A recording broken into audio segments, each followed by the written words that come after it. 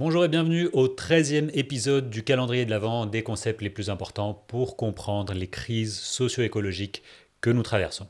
Et aujourd'hui, le mot pour la lettre M est métabolisme, mais aussi métabolisme urbain, métabolisme territorial ou métabolisme sociétal.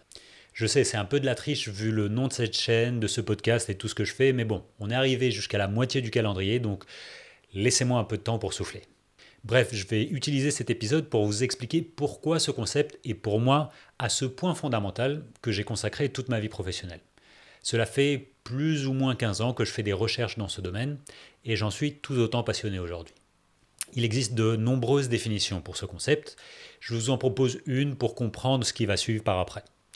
Le métabolisme urbain est une métaphore visant d'analyser de manière systémique les relations socio-écologiques des villes avec leurs environnements via leurs flux, leurs stocks, leurs infrastructures et leurs acteurs. Pour la petite histoire, ce concept nous vient de notre ami Karl Marx qui parlait plutôt de brisure ou rupture métabolique quand les déchets et les excréta humains ne retournaient plus sur la Terre, particulièrement depuis l'industrialisation des villes européennes, quand la concentration des ouvriers et des ouvrières se sont mis dans les villes pour être utilisé comme ce qu'on appelle un capital variable dans les usines. Depuis, ce concept il a été mobilisé par de nombreux et nombreuses scientifiques pour étudier, comme je disais, la relation matérielle entre une société ou un territoire et son environnement.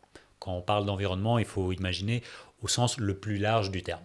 Quand on fait cette étude de métabolisme territorial, de métabolisme urbain, ça nous permet d'expliciter le fonctionnement physique de nos territoires et nos sociétés. Pas économique, mais réellement biophysique. Et une fois qu'on a fait ce diagnostic, ça nous permet de comprendre aussi les impacts socio-écologiques des flux et des stocks mobilisés. Par exemple, nous pouvons apprendre combien consomment certains territoires, mais aussi cartographier ce qu'on va appeler les arrière-pays ou les territoires servants, les territoires qui sont mobilisés pour que nous, on puisse consommer les flux. Nous pouvons aussi cartographier la consommation de certaines ressources pour comprendre quels segments de la population ont droit à cette ressource et à quelle quantité. Nous pouvons également étudier le métabolisme d'un territoire sur un temps long pour surligner certaines facettes politiques, économiques, technologiques qui se sont succédées ou encastrées pour passer de ce qu'on va appeler un régime socio-métabolique vers un autre. Nous pouvons aussi spatialiser les acteurs et les activités économiques qui mobilisent ces flux de ressources et de déchets. Et oui, les flux ne bougent pas comme ça par magie. Il existe des lois, des entreprises, des actants derrière chacun de ces flux. Nous n'avons pas tous et toutes la même agentivité pour faire circuler les flux. Une grande entreprise va pouvoir faire circuler beaucoup de flux alors que nous, citoyens, citoyennes, on n'a pas vraiment beaucoup d'emprise sur quel flux rentre ou comment on va le circulariser. Finalement, nous pouvons également combiner une étude métabolique qui compte les flux et les stocks d'une ville avec une étude de foncier pour se rendre compte de combien d'espace nous aurions besoin si nous voudrions relocaliser notre production alimentaire, notre production de matériaux de construction, notre production énergétique et plein d'autres choses.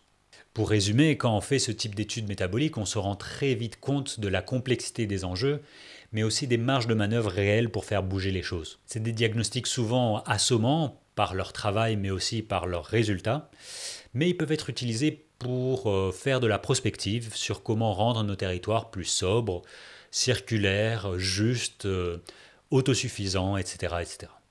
À chaque fois que je lis un livre, à chaque fois que j'ai une conversation avec des scientifiques sur le podcast, dans ma tête, il y a toujours ce filtre de l'approche métabolique et j'essaye de construire comme ça un puzzle avec différentes pièces de différentes disciplines pour me permettre d'un peu mieux comprendre cette complexité et ces enjeux que nous traversons. C'est une métaphore simple mais très puissante qui permet de tisser des liens avec plein de sujets qui peuvent a priori sembler très lointains. D'ailleurs, je profite de cet épisode pour partager avec vous que je viens de finir l'écriture de mon livre sur exactement ce sujet et ses problématiques.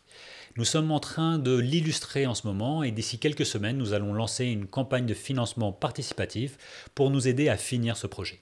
Comme d'habitude, je vous recommande de prolonger ces réflexions avec quelques épisodes ci-dessus. Allez, à demain pour la lettre N.